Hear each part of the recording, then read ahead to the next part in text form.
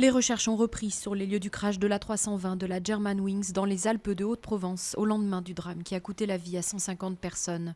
L'une des deux boîtes noires, celle qui a enregistré tous les sons et conversations du cockpit, a été retrouvée sur le site. Elle est endommagée mais devrait être exploitable pour permettre aux enquêteurs de déterminer les causes de l'accident, la pire catastrophe aérienne en France depuis plus de 30 ans. Sur les lieux du crash, des dizaines de psychologues s'apprêtent à accueillir les familles des 150 victimes de l'accident du vol Barcelone-Düsseldorf, essentiellement des Allemands et des Espagnols. Une chapelle ardente a été dressée à Seynes-les-Alpes pour recevoir les proches et tenter de les aider. François Hollande, Angela Merkel et Mariano Rajoy sont attendus dans l'après-midi sur les lieux de la catastrophe. Les forces hostiles au président yéménite continuent leur progression. Dans la matinée, les miliciens chiites houthis se sont emparés de la plus importante base aérienne du pays, resserrant davantage leur étau sur la ville d'Aden, où est retranché le chef de l'État.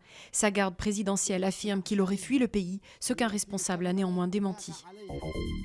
Les stations de Radio France toujours perturbées au 7e jour de grève, la plus longue dans le groupe public depuis 10 ans. Les syndicats ont décidé de reconduire le mouvement après l'annonce d'un plan de départ volontaire pour 200 à 300 salariés. Après avoir épinglé la semaine dernière le PDG Mathieu Gallet pour les coûteux frais de rénovation de son bureau, le Canard enchaîné publie de nouvelles révélations sur ses dépenses en communication.